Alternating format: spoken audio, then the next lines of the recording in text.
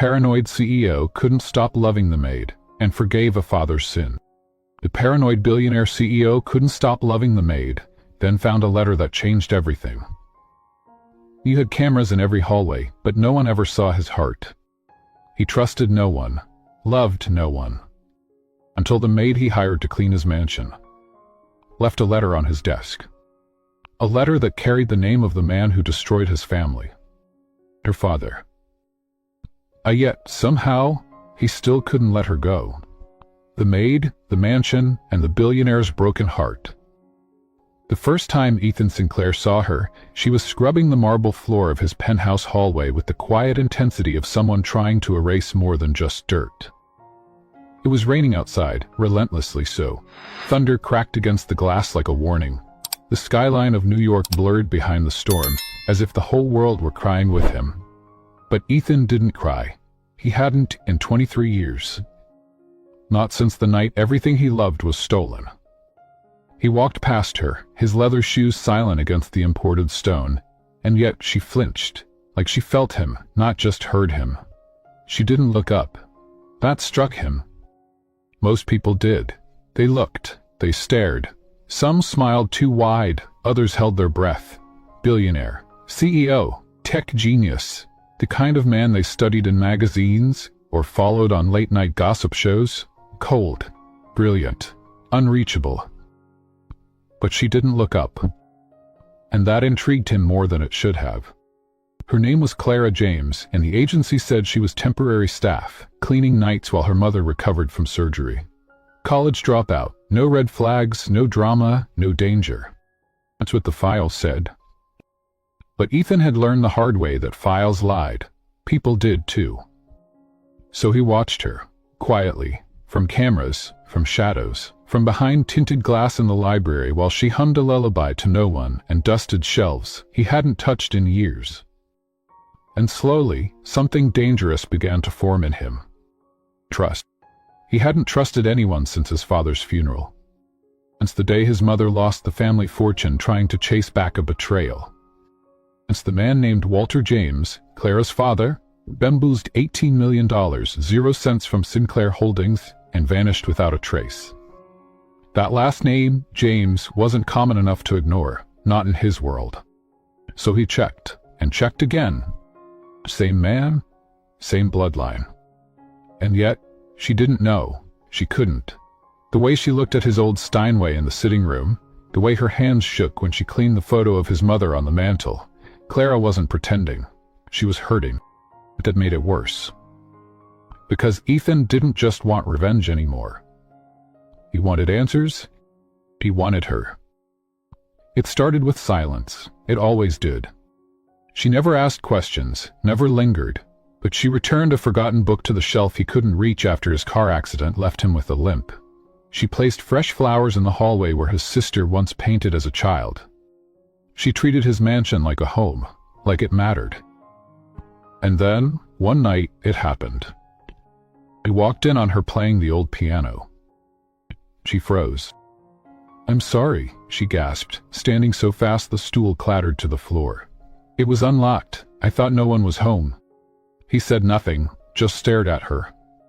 Those hands, callous and nervous, had played with such grace, like they'd grown up with the keys, like they belonged here more than he did. "Why were you playing?" he asked quietly. She blinked, unsure if it was a trap.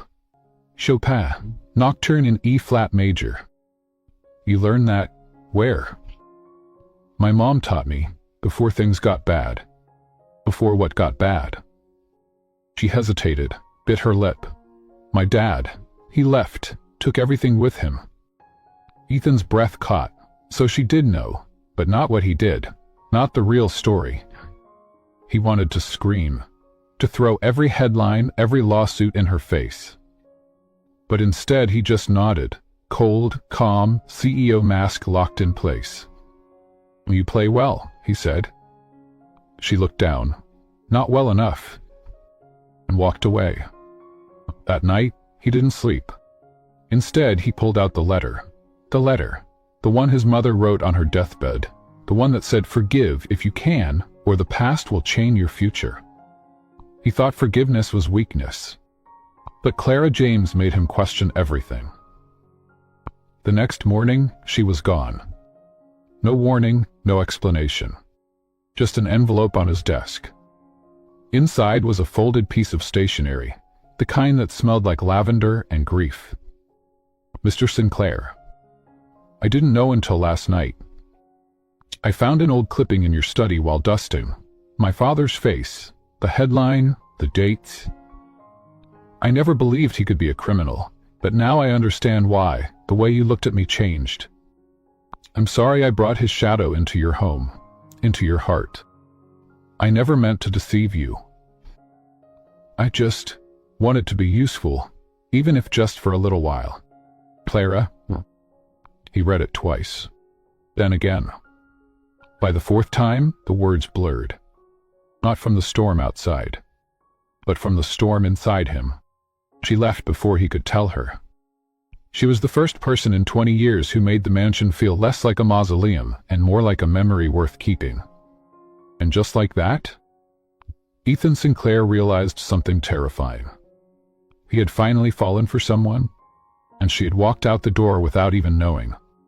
She was the only one who could break the curse. Session 1.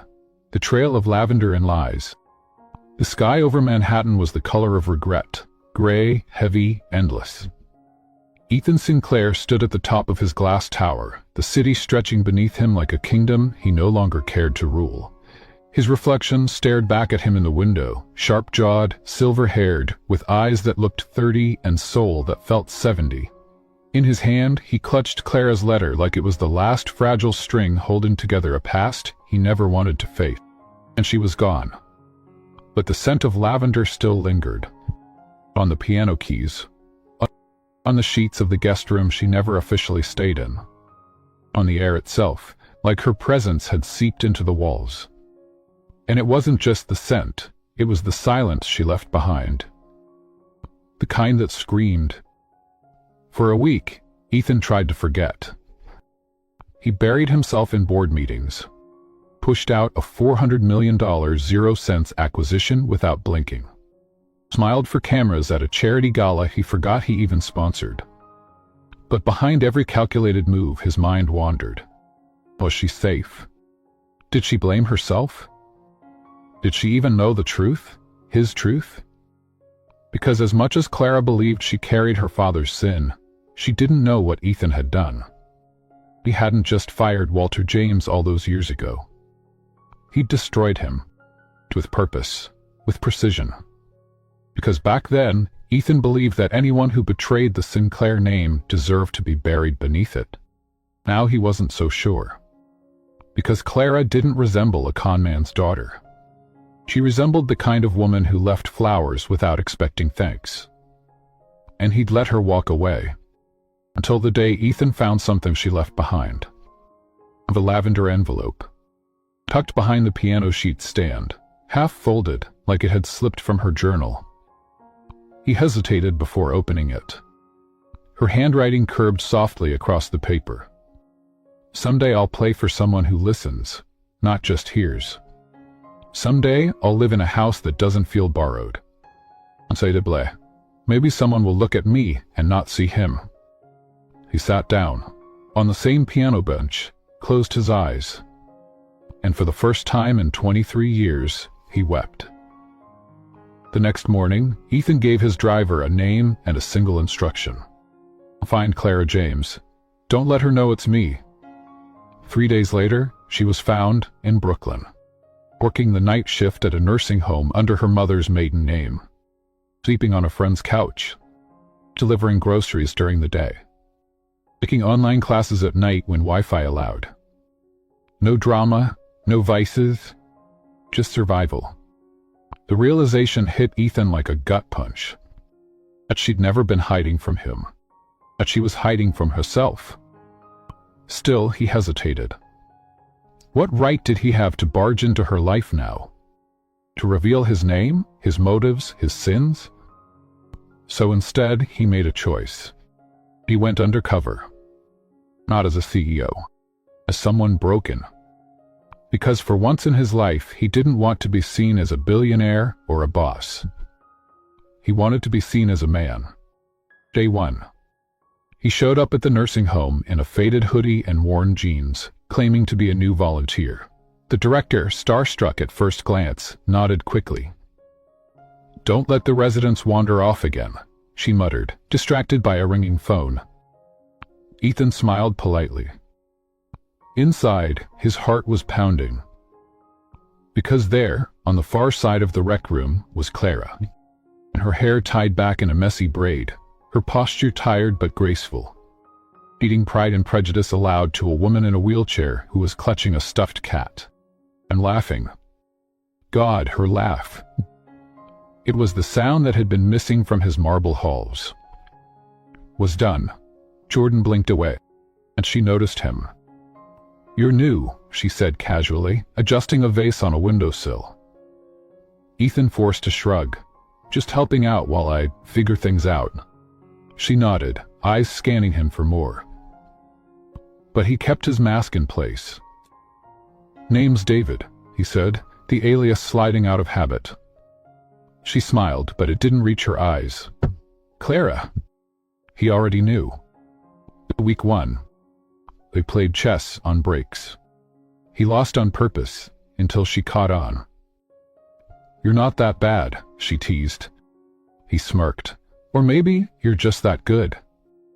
Their laughter danced between them like an old song neither remembered but both felt. And still, he said nothing. Because every time she laughed, he felt guilt sink deeper into his chest. One night, after walking her to the subway, she asked quietly, "Why do you always wear long sleeves?" Ethan paused. The truth? To hide the scar from his accident, the one that reminded him how fragile power really was. Instead, he said, "Some things look better hidden." She stared at him, unblinking. "While everything needs to be hidden, David." And that, right there, was the aha moment the lie began to crack. Week 2. Clara opened up. Her mother's health had stabilized. She was taking community college classes online, nursing. Still dreamed of music. But dreams don't pay rent, she'd said. Ethan wanted to argue, wanted to fix it all. But every time he reached for his phone to wire money, she didn't need saving. She needed believing. And that terrified him more than bankruptcy ever had. Then, one day, fate intervened. An elderly man collapsed in the hallway. No staff nearby, just Ethan and Clara. She dropped to her knees, assessing pulse, breathing, snapped into action like a trained medic. "I'll call 911, she barked. Ethan did, but couldn't take his eyes off her. This wasn't the girl from the agency cleaning his floors. This was a woman of purpose, of fire, of grace. And as the paramedics arrived and the crisis faded, Clara sank into a chair, trembling. Ethan knelt beside her. "You were incredible," he whispered. She looked at him, eyes glassy. "I was so scared." He reached for her hand, hesitated. But she took it anyway.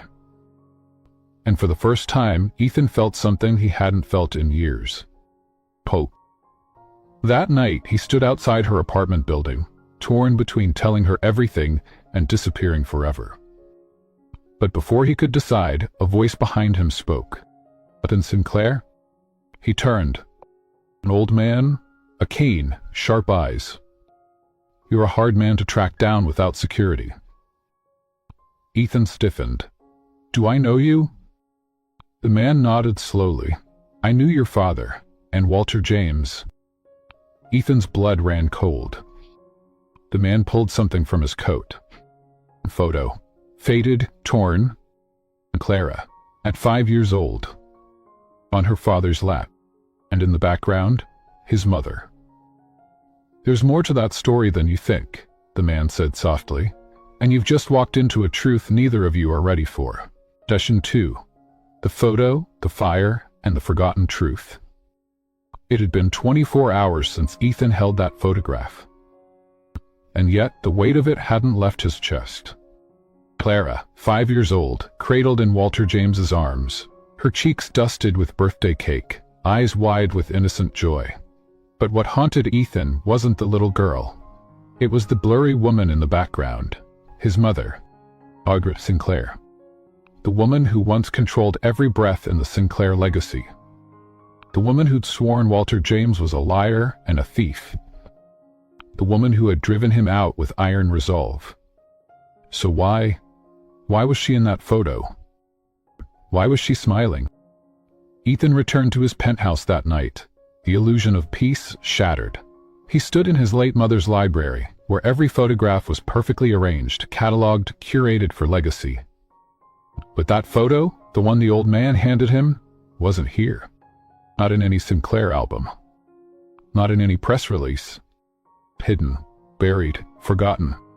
He placed the old snapshot on the grand piano and noticed something he hadn't before.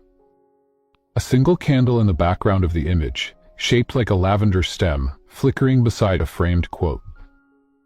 Truths are best carried in silence, until silence kills them. That wasn't a child's birthday photo. It was a confession. The next morning, Ethan made a call to a woman he hadn't spoken to in over a decade. Miriam Easton, his mother's personal assistant, a keeper of the Sinclair secrets. Her voice was crisp as ever. "Mr. Sinclair, you sound like a man who's finally ready to hear the truth." He clenched the edge of his desk. "How long have you known?" And she paused, long enough to bury it. They met in an art gallery in Soho, neutral ground. Miriam, now silver-haired and sharp as a scalpel, handed Ethan a sealed folder and a single sentence. "Walter James didn't steal anything. Your mother did." Inside the folder were ledgers, letters, and the original contract.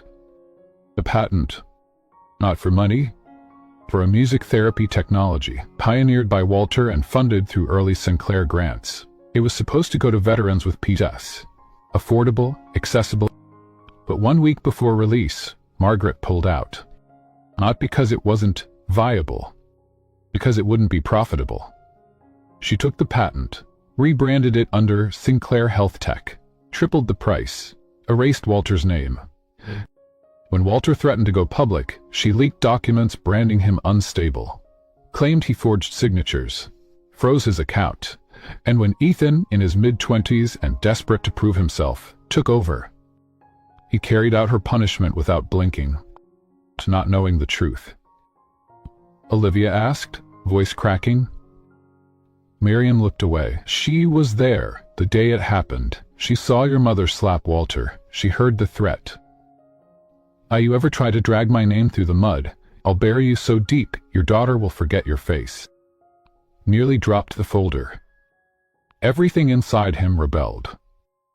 But somewhere beneath the fury, a deeper ache opened. Clara had grown up believing her father was a thief. He had grown up believing his mother was justice. Both were wrong, and both had paid. Back in Brooklyn, Clara didn't sleep that night.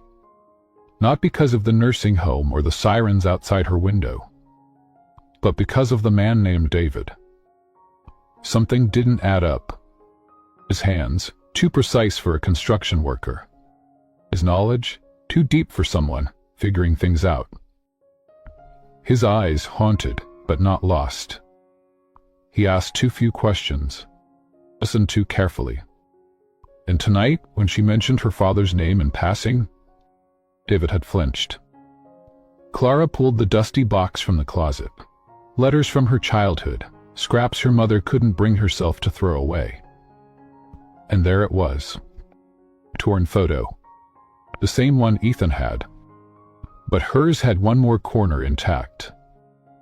In that fragment, a gold cufflink glinted near the piano, with a tiny Sinclair family crest. He froze. Because Walter James never wore Sinclair jewelry. But Ethan Sinclair did.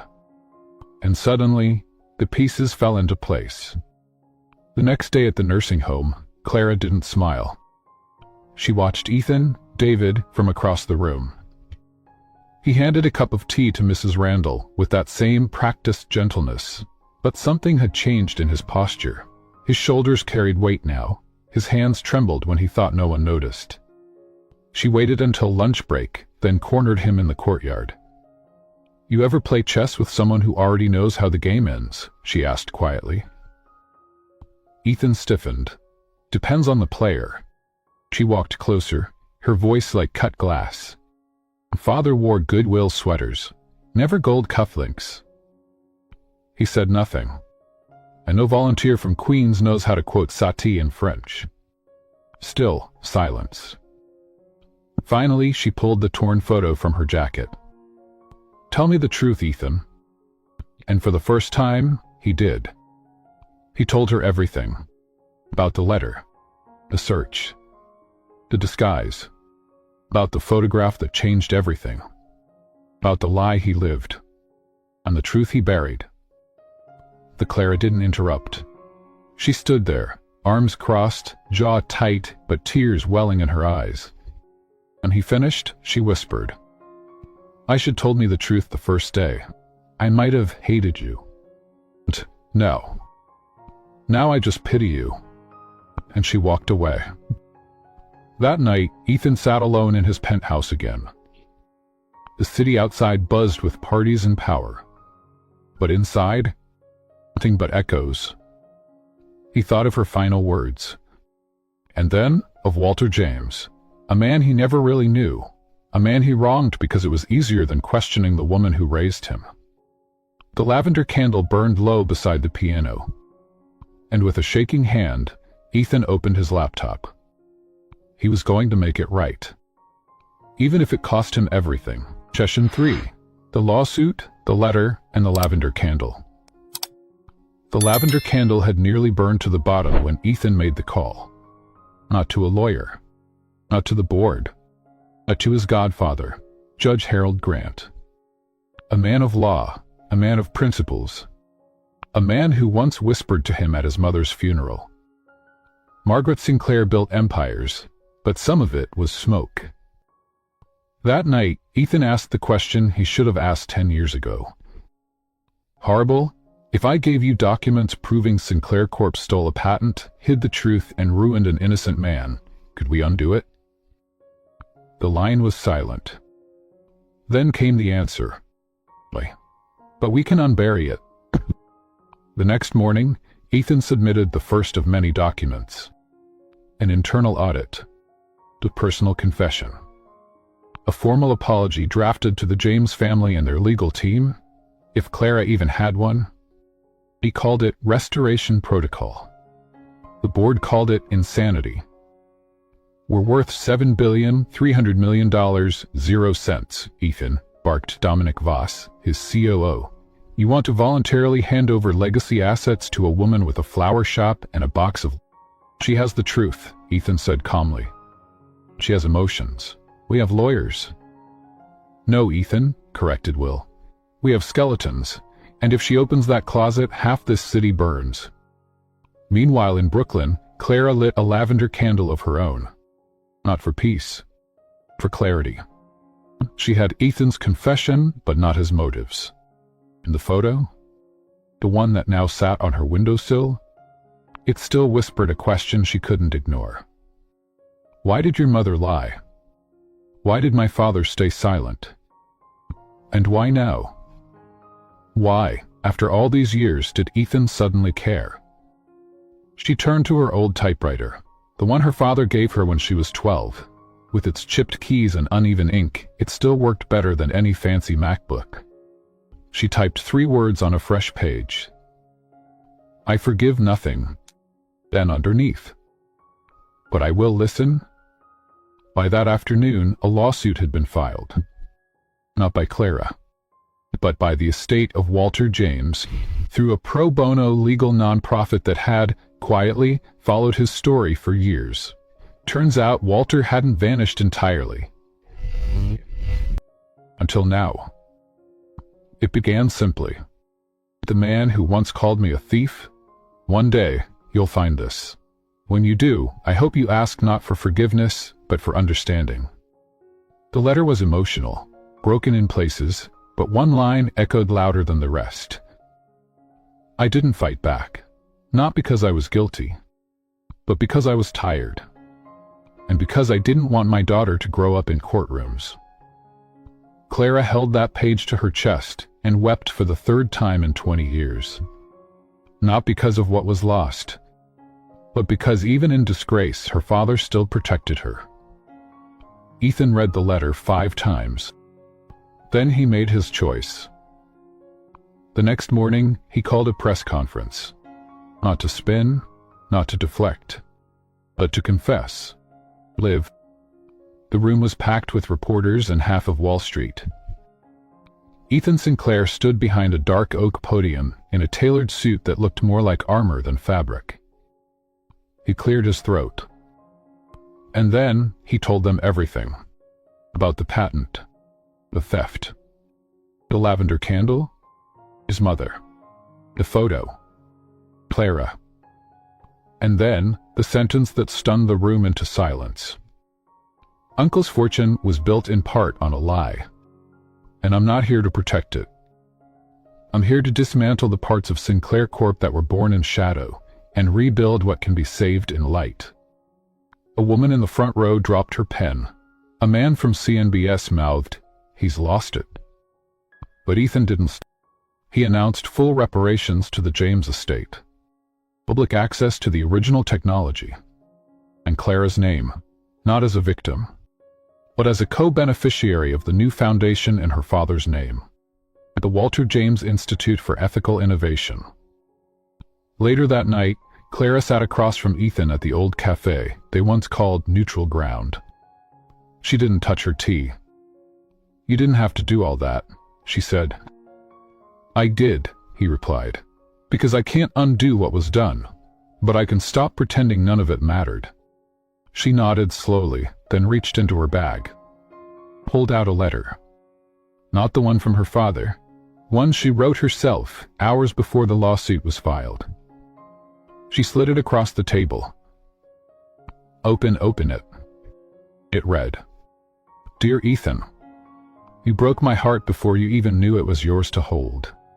But maybe the only way to rebuild trust is with broken pieces. Let's see what we can make of them." Outside, the candlelight from the cafe window flickered against the rain.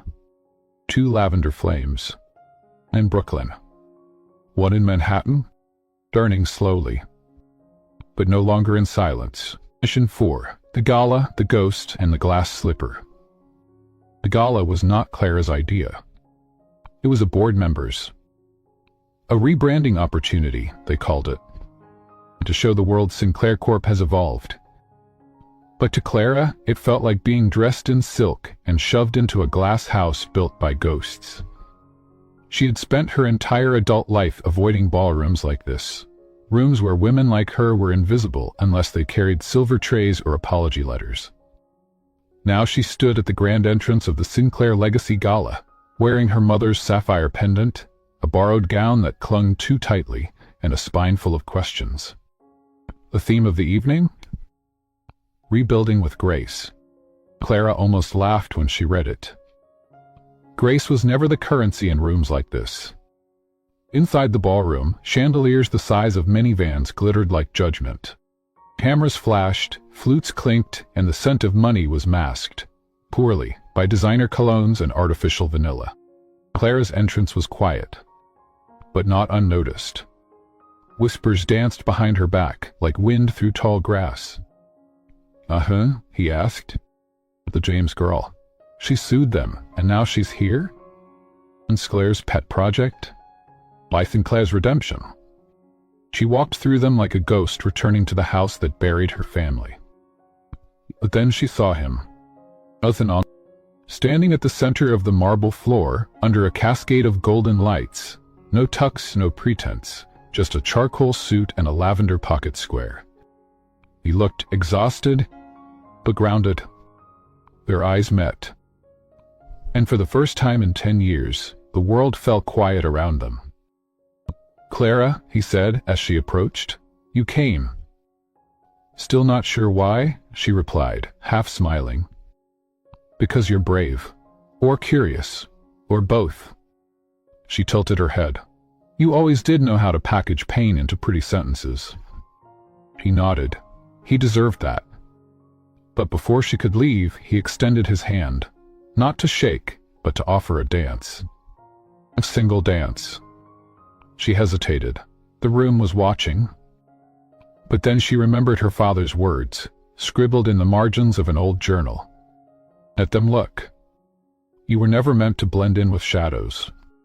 So she placed her hand in his. And just like that, the whisperers stopped. They danced in slow, aching silence. Not lovers. Not enemies. Nothing in between. I didn't recognize you at first, Ethan said softly. When I saw you again. We changed, Clara replied. No, we wear different masks, that's all. She looked up at him, eyes narrowed. And which one are you wearing now? He didn't blink. You won the day I let you walk out. The music shifted. So did the room. At the edge of the crowd stood a woman in gray. Mid-60s, elegant, sharp eyes. Margit Voss. Ethan's godmother, Sinclair matriarch by proxy, and his mother's oldest confidant. She wasn't clapping. She wasn't smiling. And she was holding something. A black box. And when the music stopped, she stepped forward. Clara James, her voice echoed over the mic, brittle and poised. Clara turned. I believe this belongs to you, Margot said, placing the box between them. I found it in Margaret Sinclair's estate, hidden, sealed, labeled, only if she ever returns. Clara's hands trembled as she took it. She opened the box slowly. Inside was a single item. A glass slipper. But not the fairy tale kind. It was her mother's old perfume bottle, shaped like a slipper, shattered and glued back together with trembling hands. And beneath it, a folded photo. Her father. And Margaret Sinclair. Laughing. On a bench in Central Park. Not as enemies, but as something else. Something devastatingly tender. Ethan looked down.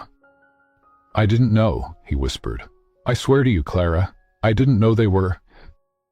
Don't, she snapped, eyes glistening. Don't finish that sentence unless you're ready to admit your mother loved the man she destroyed. The room froze around them. No music, no glasses clinking, just raw, open air.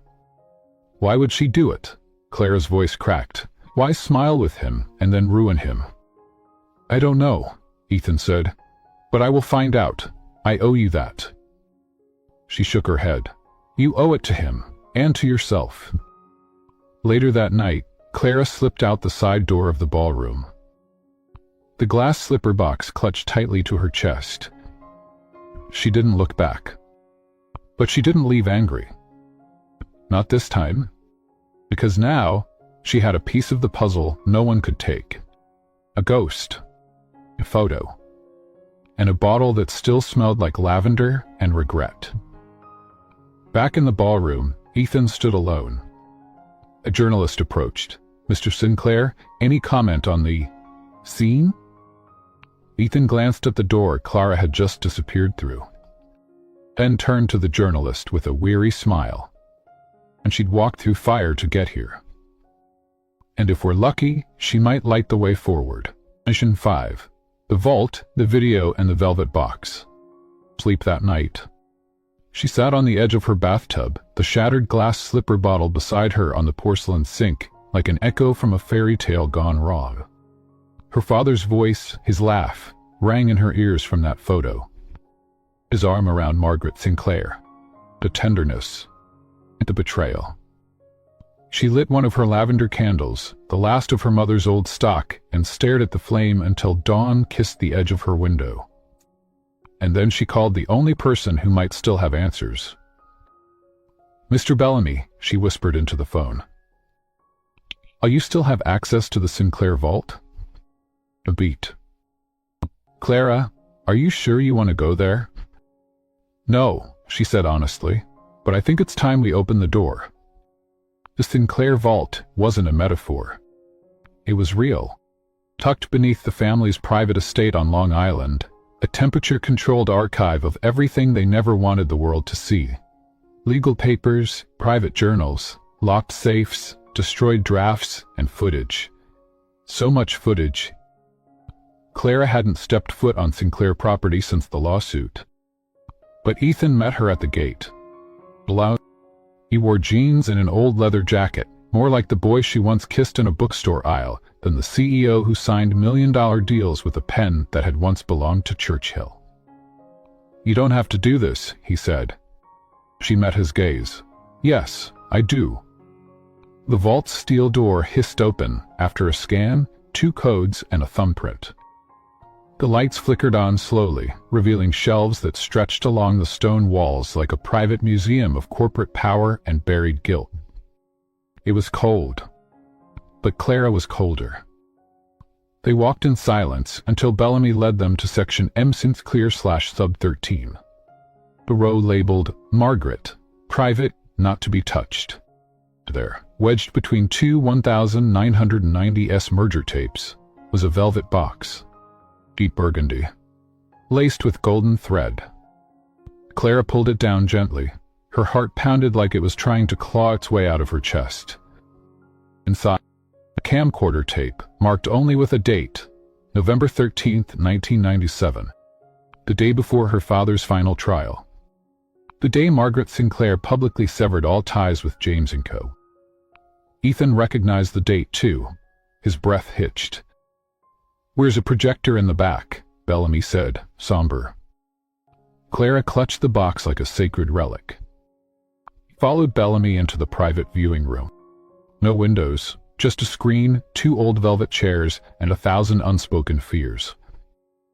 The tape began with static. Then, a woman's voice, calm, British, familiar. "This is Margaret Sinclair," the recording began. "If you're seeing this, it means I failed, or chose cowardice, or was forced. Either way, someone deserves to know." The screen cleared. Margaret sat in her garden, early morning light casting shadows over her aged but elegant face. She wore no makeup, no jewelry, just... "I loved him," she said plainly. "God help me, I loved Martin James, before the lawsuits, before the money poisoned everything, before I knew what choosing him would cost me." Clara's breath stopped. Even Ethan turned pale. Margaret continued, "We gave me lavender, always lavender, said it reminded him of hope. I betrayed that hope, because I was told if I didn't, they'd destroy Ethan's inheritance, they'd dismantle everything. I chose bloodline over love." She paused. Tears shimmered in her eyes. "I ruined the man I loved to protect the boy I bore." The tape ended. Clara stared at the blank screen long after it faded. Everything inside her, rage, sorrow, vindication, swelled to a breaking point. All these years, she thought her father had been collateral in a power game. But the truth? He was sacrificed by someone who loved him. Ethan couldn't look at her. "Clara?" She stood, voice like ice. "You said your mother did it for legacy, but it was you. She did it for you." He flinched. "I didn't know." "Doesn't matter. My father still died believing he'd been abandoned, humiliated." "I can't undo it," Ethan whispered, "but I can help you finish what he started." She stared at him for a long, sharp second, and then handed him the velvet box. "You want to help me, Ethan? Then don't bury this. Don't spin it. Don't protect her memory. Show the world what really happened." 2 weeks later, Sinclair Corp held a press conference. It's not for another merger. Not to announce a quarterly surge. Not to play a video. A confession. A love story turned tragedy. A lavender-scented legacy. Clara watched it all unfold from the last row of the press room, alone, hands folded. Ethan stood at the podium, his voice clear, solemn. People inherit money, others inherit silence. Today, we choose to inherit truth. That night, a delivery arrived at Clara's apartment. A velvet box, not the same one. Inside, a single letter, handwritten, yellowed with time. Clara, if you're reading this, it means my cowardice found its way back to you. I failed your father, but I never stopped loving him, and I never stopped believing you'd grow into the woman he dreamed of. Forgive me. Or don't, but know this, he never stopped loving you. And neither did I. Or Margaret. Clara placed the note beside her lavender candle. She didn't cry. Not yet. But she whispered, softly, to the flickering flame, I was right. Lavender is hope. And for the first time she let herself believe she was not a daughter of shame, but a child born of something rare, something almost sacred. A love that should have changed the world. And now, it would. In Section 6, the nurse, the necklace, and the night he disappeared. Intrigue, emotional memory, and a turning point of legacy and loss. The rain started just after midnight. It tapped against the windows of Clara's brownstone like fingertips of the past, waited to be let in. Outside, the city seemed hushed. Inside, she stood by her father's old desk, the lavender candle long since burned out. Only shadows and memories remained now. And then the doorbell rang. Not once. Twice. 3 deliberate chimes. She grabbed the old cashmere robe draped over the chair, her mother's, and cautiously opened the door. A woman stood there, mid-60s, soaked to the bone but elegant, composed. She held a small, wrapped box, and a look Clara recognized too well. The look of someone who's kept a secret far too long. Her name was Lorna Hayes. I was your father's private nurse in his final year, she said once inside, now drying her hands in Clara's kitchen. Her voice was low, smooth. He called me his last audience, because he never stopped telling stories. Clara leaned forward, her chest tightened. Why now? Why come to me after all these years? Lorna looked down at her hands.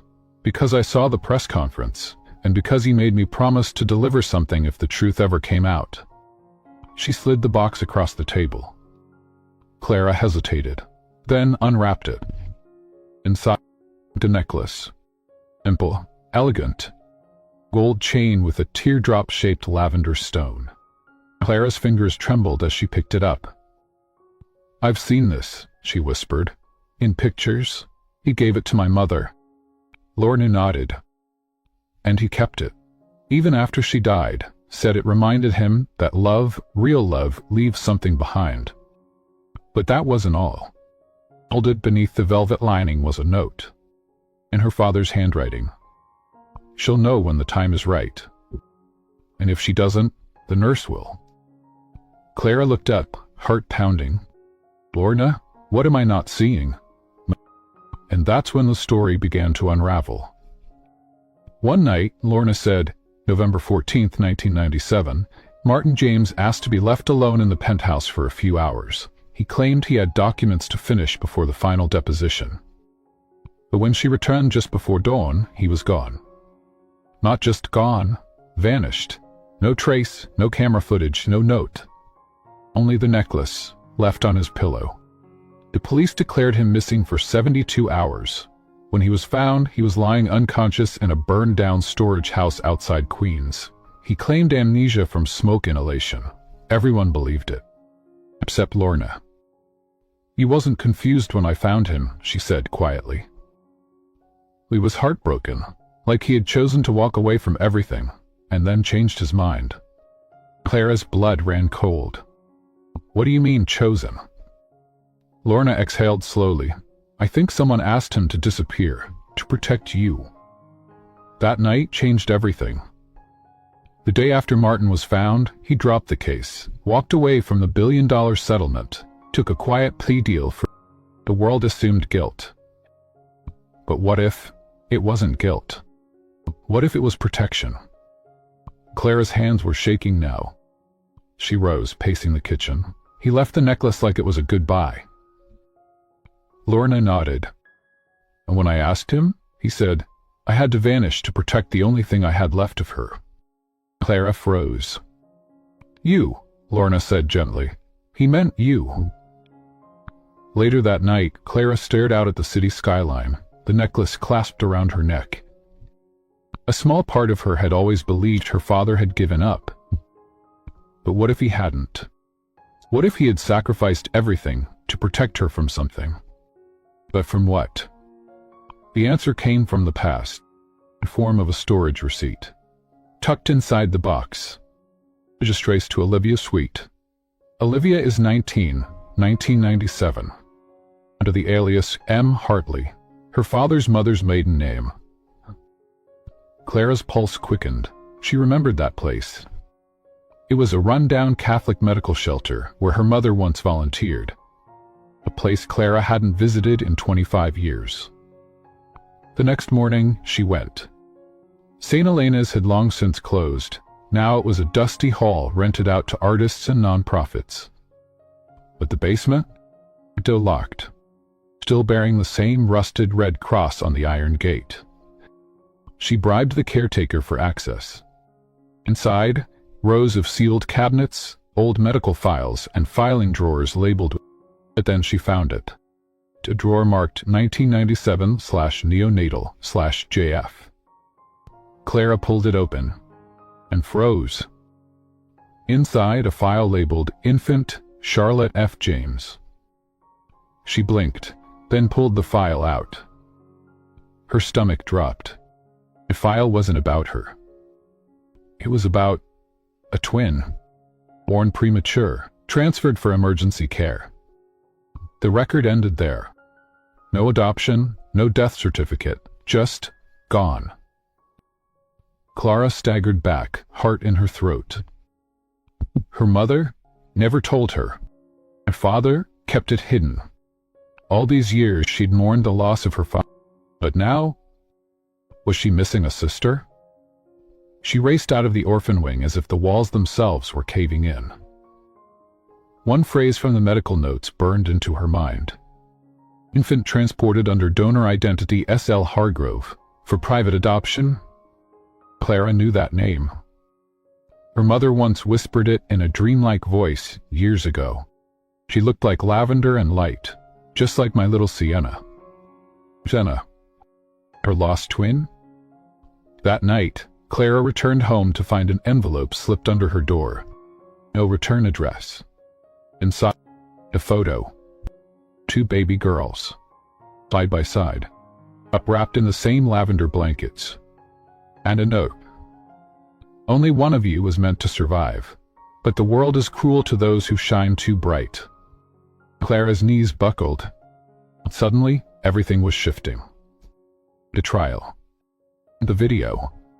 The vault. The necklace. It wasn't just about justice. From the truth of who she really was. And somewhere out there, Jenna was still alive. And someone had gone to great lengths to keep them apart. And Session 7, the twin, the tycoon, and the truth they buried.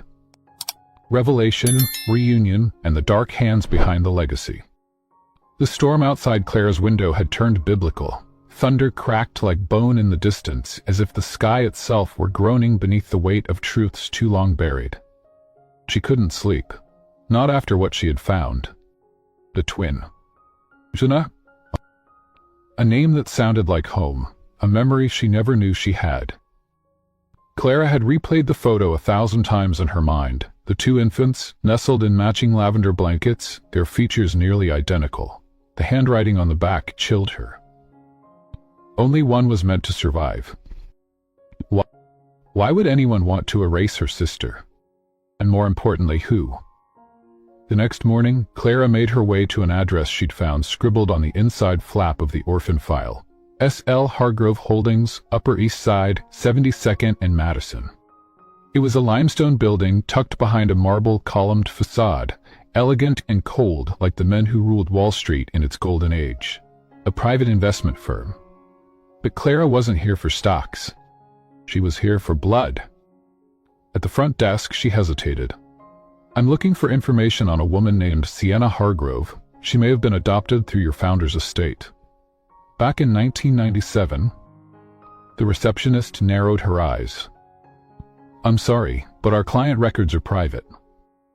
Clara didn't flinch. She removed her necklace, the lavender teardrop glinting in the morning light, and laid it gently on the marble counter. "Then tell him," she said, "the daughter of Martin James is here, and I want to know why his child was sold." 10 minutes later, Clara found herself in the penthouse office of Garrett Hargrove, founder of the firm. A tycoon in every sense, trim suit, icy gaze, the type of man who killed dreams with handshakes. He studied her like a chessboard. "So you found the file," he said calmly, swirling scotch at 10 a.m. "I wondered how long it would take." "You knew," Clara said, trembling. "You knew she existed. Why hide her? Why erase her from the records?" Garrett took a slow sip. "Because your mother was dying, your father was desperate, and my wife had just lost her second child. It was an elegant solution to a tragedy. One girl went home with your father, the other gave my wife a reason to live." Clara's jaw clenched. "You stole her." He raised a brow. "No, Miss James, we bought her." The silence was brutal. Garrett set down his glass. "Your father made a devil's bargain. He was days away from being destroyed by the people he thought were allies. He came to me, begged me to save one of his girls in case things went wrong. I offered to save both, for a price." What was the price?" Clara's voice was barely a whisper. "His silence," Garrett said, "and a signature on a deal that let my conglomerate swallow his." The candle in Clara's chest, the last flicker of faith in her father, dimmed. But then Garrett said something she didn't expect. "We came back, 10 years later, asking to meet her." Clara's breath caught. "What happened?" Garrett looked away. "I told him she didn't remember him, that she was happy. He left, broken." Back in her brownstone, Clara stared at the necklace again. Had her father tried to reunite them? Had he fought? Had he sacrificed everything so at least one of them could grow up safe? She thought about Sienna, raised as a Hargrove, wealthy, protected, but lied to, just like her. Clara dug deeper. She called former nannies, employees, anyone who had worked at the Hargrove estate. Most refused to speak. Until one name popped up again and again. Mara Langston, the woman who raised Sienna from infancy, fired abruptly 5 years ago. Clara tracked her to a quiet neighborhood in Brooklyn. Mara opened the door with cautious eyes, but when Clara said, "I think I'm her sister," the woman burst into tears. "I always knew," Mara whispered. "You look just like her." Eva showed her the photo. Amara touched it like scripture. She never knew she was adopted. They told her the scars from her oxygen tubes were from a childhood accident. But when she was 15, she started asking questions. Clara leaned forward. And Mara hesitated. "They sent her away." "Where?" "Switzerland. A clinic. Said it was for her emotional adjustment. When she came back, she was different. Quiet, obedient, like someone had erased her fire." Clara's stomach twisted. "What's her name now?" Mara swallowed. "They changed it legally at 16. Clara waited. "Sylvia Hargrove." Clara found her online the next day. Sylvia S. Hargrove, 27, silent investor in several biotech firms, known for her philanthropy in children's health, rarely photographed, unmarried, no social media. But there was a gala that weekend, the Hargrove Legacy Foundation Ball. And Sylvia, Sienna, was the keynote speaker. Clara stood outside the grand ballroom that night in a long black gown, her mother's necklace resting on her collarbone like armor. She didn't belong in this world, but she was ready to tear it down. Inside, chandeliers glittered over polished marble floors. The Hargroves were everywhere. Old money, empty smiles, and somewhere in the middle of it, standing under a massive portrait of Garrett Hargrove, was a woman with soft waves of dark hair, a lilac satin dress, and eyes like Clara's. And I took the podium. Clara's heart pounded as she began her speech, composed, charitable, rehearsed. But halfway through, Clara stepped forward, and the candle in her chest roared back to life. She reached into her clutch and took out the photo. She handed it to the security guard, to the woman on stage, and paused, then nodded. Clara stepped back into the shadows. Sienna paused mid-sentence as the photo was placed on the podium. She glanced at it, then froze. For a moment, the room held its breath. Then her voice cracked, and she whispered into the microphone, "I need a moment." She ran off stage, past cameras, past confusion, straight into the hall, and straight into Clara. Their eyes locked, time bent. Neither said a word, and then Fonda. Geneva fell into Clara's arms and whispered, "I used to dream about you." In the silence, the Hargrove empire trembled, because somewhere behind the velvet curtains and champagne toasts, two sisters had just broken the lie that held their world together. Mission 8. The betrayal, the baby, and the boardroom war. Secrets unravel, a child is revealed, and a billion-dollar empire stands on the edge of collapse. It was a Tuesday when the world stopped turning. Not for everyone, just for the people sitting at the polished mahogany table inside Hargrove Global's executive boardroom. 12 men in tailored suits, 2 sisters in mourning black, and one photograph that shouldn't exist. The photo lay in the center of the table like a loaded weapon. 2 newborn girls wrapped in lavender blankets, time-stamped and signed in the margins. One marked Clara, the other Sienna. But the headline wasn't the twin revelation. It was the post-it note attached to the back, now projected on the big screen.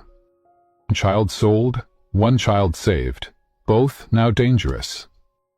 Garrett Hargrove was not present. He was in a private hospital in Geneva, suffering from what the press politely referred to as a stress cardiac episode. But Clara and Sienna, united for the first time in 2 decades, were very present. And so was their plan. Clara spoke first. "I am here to formally contest Garrett Hargrove's leadership of this firm," she said, voice steady. "On behalf of the biological daughters of Martin James, whose company Garrett illegally acquired after coercing him to surrender custody of one child in a backdoor adoption." Gasps. Whispers. A ripple of disbelief. Sienna stood beside her, cool, regal, devastatingly composed. "As Sylvia Hargrove," she said, using the name they'd given her for the final time, "I am resigning from all trust-held positions and revoking my silent board proxy, effective immediately." That proxy had given Garrett his majority. Now, he didn't have it. 2 hours later, the market heard the tremor. Hargrove Global's shares dropped 6 points. News outlets ran headlines like wildfire. Hargrove Harris withdraws support amid allegations of twin scandal and corporate coercion. My lavender legacy, twins reunited, empire in crisis. But the real shockwave came from a single press release issued by Clara James Holdings, a dormant shell company created by her father before his death, reactivated just that morning. Effective immediately, CJH is initiating a legal claim for damages and restitution totaling $1,100,000,000, 0 cents, citing wrongful acquisition, defamation, and human trafficking. And then, one final sentence. "We do this not for revenge, but for redemption." That night, Clara sat on the floor of her apartment, barefoot, her phone buzzing non-stop. Lawyers, reporters, investors, strangers offering interviews, threats, or praise. But she tuned it all out when she noticed Sienna, curled up on the couch, clutching something tightly in her arms. A baby blanket. Of lavender? Clara knelt beside her. "Is that?" Sienna nodded, eyes rimmed red. "I kept it hidden, all these years. I didn't know why, I couldn't let go of it." Clara reached out and touched the fabric. Faint scent of rosewater, faded edges. "You remembered," Clara whispered. Sienna shook her head. "No, I felt, somewhere deep down, I knew I had another half." Then she reached for something else. a folded envelope. Clara recognized the handwriting instantly. Art and James, their father. The letter was postmarked 2011. Whichever of you finds this first, I'm sorry. I tried to fix what I broke. I was a coward, a grieving widower drowning in fear. I thought giving one of you a better life would protect you both, but instead, I gave the devil our name. If you ever reunite, don't fight for the company, fight for the child. Clara looked up. The child? Sienna slowly turned her phone around and showed Clara a picture. A little girl, 3 years old. Dark curls, hazel eyes, holding a lavender teddy bear. It's mine, Sienna said quietly. And his. Clara blinked. Whose? And I hesitated, and then whispered, Nathaniel Greer? It was like being hit by a truck. Nathaniel Greer, Garrett Hargrove's protege, COO of Hargrove Global, the man being groomed to take over the empire, and the man who, 5 years ago, had vanished from the tabloids after a public falling out with Garrett. We were engaged, Sienna said, but when I told him about the baby, Garrett intervened, claiming I was emotionally unstable, sent Nathaniel away. I haven't seen him since. Clara felt rage build in her throat. Your daughter is the heir to both bloodlines. Sienna nodded. And Garrett knows. By dawn, Clara had made a decision. It wasn't just about justice anymore. It was about protecting a child. Their legacy. Their bloodline. Their second chance. 2 days later, the war began. Clara and Sienna walked into the Hargrove boardroom again, this time with an army of attorneys, a forensic accountant, and a closed envelope marked DNA proof of lineage and custody rights. Garrett Hargrove, now stable but still seated in a wheelchair, watched them like ghosts from a past he tried to erase. But it was Nathaniel Greer who silenced the room. He strode in through the back doors, eyes blazing, and no lawyers, no press, just truth. I am the father, he said clearly, and I will no longer be silenced. He walked to Sienna and handed her the little girl. The child, Lena, looked up at her mother and whispered, Mama? And in that single word, the empire cracked. The final blow came during the vote. 11 board members. 1 abstained. 6 voted to retain Garrett. 4 voted to remove him. And then came the swing vote. Nathaniel. He looked Garrett in the eye, then looked at Sienna, at Lena, and said, I vote to remove.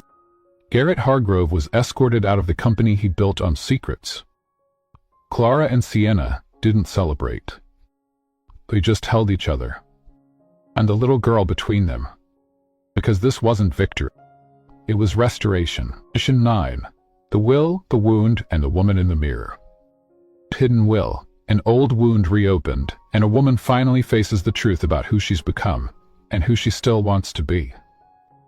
There are moments in a woman's life when the mirror becomes an enemy. Not because of age. Not even because of shame. But because it finally reflects the truth. Clara James stood in the guest bathroom of the Greer estate, the one Nathaniel had offered them as temporary shelter during the media chaos, and stared at her reflection. She barely recognized the woman looking back. Not because of her tousled hair or the fatigue lining her face, but because, for the first time, she wasn't sure what she wanted anymore. Power had always been the pursuit. Justice, the excuse. But now? Now, there was a child asleep in the next room. A sister whose smile no longer trembled. And a man who looked at her like she wasn't made of armor. The will arrived by courier at 8:03 AUN. Not Garrett's. Art and James's. Their father. A sealed document, unread for over 20 years. Marked confidential and held in trust by an obscure law firm in Vermont. Clara and Sienna opened it together. Nathaniel stayed in the background, watching, hands folded in front of him. The letterhead was faded, but the language was clear. In the event that both my daughters are reunited and the truth of their separation is brought into the light, I hereby designate the following inheritance conditions. What followed wasn't financial. It was emotional warfare. Clara would inherit full ownership of the Vermont farmhouse where they were born, on the condition she never sells it for profit. Sienna, upon public acknowledgement of her true lineage, would inherit James Artisan Labs, a small but still operational fragrance company their mother once founded in Brooklyn. And lastly, if the girls reconciled and agreed to work together for 1 year, a dormant charitable foundation called Lavender Rise would be transferred to their joint control, including a $10 million 0-cent endowment set aside for healing women whose choices were taken from them. The air between them froze. Clara exhaled first. He knew. Sienna nodded slowly. He knew what Gar would do, and he tried to give us a way out. But the will came with something else. An envelope marked simply, "The one I wounded most." It was addressed to Clara. Inside, one single page. My pride made me cruel, my fear made me weak, but it was my silence that made me a stranger to you. Clara, my brilliant, stubborn child, if you are reading this, then the world has broken open, and I pray you will find a way to forgive me, not for leaving you behind, but for making you believe you had to win to be. She dropped the letter. Sienna caught her before she crumpled to the floor. Later that night, Clara sat alone in the garden outside. The sky hung low, stars blurred by fog, the scent of late-blooming jasmine rising from the ground. Nathaniel joined her, wordless. They sat for a long while in silence, until she finally said, "I thought justice would feel like thunder, like some kind of storm breaking." He looked at her. "And does it feels like wrath, like I can finally exhale." Then she turned to him. "I spent so long trying to be the woman who could fight him. Now, I don't know who I am without that battle." Nathaniel reached into his pocket, pulled out something wrapped in silk. He handed it to her gently. A mirror compact. It felt more vintage. On the back was a monogram. "M. Your mother's," he said. "I found it in Garrett's vault, the day you exposed him." Clara opened it. The mirror had a crack, just off-center. Her face reflected in two halves. Straw and soft. She closed it slowly. "You see her?" Nathaniel asked. "The woman you used to be, before all this." Clara swallowed. "No, but for the first time I think I'd like to meet her again." The next day, the sisters went to Brooklyn, to James Artisan Labs. The building was old, brick-laced, almost swallowed by surrounding warehouses. Inside, it smelled like history and lavender oil. Sienna stood frozen in the doorway. "I remember this," she whispered. "I don't know how, but I do. There was music, laughter." Clara reached into her coat and pulled out the old lavender candle. The one that had been lit the night she found their father's name scratched off the birth certificate. She lit it again, set it on the old front desk. And for a moment, the scent filled the space, like time itself bending. That evening, Clara found herself in the basement. Boxes, binders, fragments of a life paused mid-sentence. She found a journal. To mother's. The final entry read, "What happened to me tell them I loved them, that I never wanted them separated, that even in silence, I fought for them in every breath I took." Clara didn't cry. Not then. Not until she looked in the mirror hanging near the stairwell, old, and finally saw her mother's eyes in her own. Not sharp like before, but whole. Section 10. The Lavender Rise, the Last Forgiveness, and the Legacy They Chose. In the ashes of betrayal, a new dawn rises, not with revenge, but with a lavender-scented legacy of healing, redemption, and the love they almost lost. The day began with rain. Soft, cleansing. The kind that didn't drown things, just made them new. Clara James stood on the steps of the newly restored James Artisan Labs, now adorned with a brushed bronze sign that read, "Angel Rise Foundation, For women reclaiming their voices. Sienna stood beside her. No bodyguards, no media swarm, just them, two women who once didn't know they were sisters. Now they were everything each other had left. The building behind them wasn't just a lab anymore. It was a sanctuary. And today, it opened its doors. Inside, women from every borough came to see what the fuss was about. Some wore designer coats. Others came in borrowed clothes. A few carried their children. All of them carried their pain. Clara greeted them, not as a CEO, not as a fighter, but as a woman who finally understood that some wars weren't meant to be won, only survived. At noon, they gathered in the atrium, once filled with the scents of perfume oils, now filled with the hum of hope. Sienna stepped up first. Before I knew Clara was my sister, I only knew her as the woman who stood up for girls like me, girls who were told they were mistakes, who were used, discarded to Sigorton. Today we say, no more. Applause rippled. Then Clara took the mic. "Where's no donation box here," she said. "You don't owe us anything. You don't need to explain what happened to you. Just know this. This place was built on the ashes of secrets, but it lives on in your truth." She paused, then reached into her pocket, pulled out a lavender candle, lit it, and placed it in the center of the room. A hush fell over the crowd. "I light this," she whispered, "for every woman who was told to stay quiet, who thought she had to become steel to survive. You don't. You never did." That night, the crowd thinned. But one man remained. Nathaniel Greer. Clara found him in the back garden, near the koi pond, holding something in his hand. It was the velvet box, the one he'd retrieved from Garrett's private vault, but hadn't dared open. "I think it's time," he said quietly. Clara nodded. He opened it slowly. Inside wasn't jewelry. It was a photograph of Nathaniel as a boy, with a woman they'd both seen only once, at a funeral neither of them could forget. His mother. And hers too. A letter was tucked inside the box. Handwritten. Delicate. "My sons. Yes, both of you." Clara's breath caught. "I chose to hide the truth, not to protect myself, but to protect the child I was forced to leave behind. Nathaniel, I am sorry I couldn't raise you. And to Garrett, I am sorry I let your father's legacy shape the man you became. One of you will build, one of you will destroy. I only pray love will decide which." Nathaniel folded the letter, tears in his eyes. "I spent my whole life trying to prove I wasn't like him," he said. "You're not," Clara whispered. He looked at her.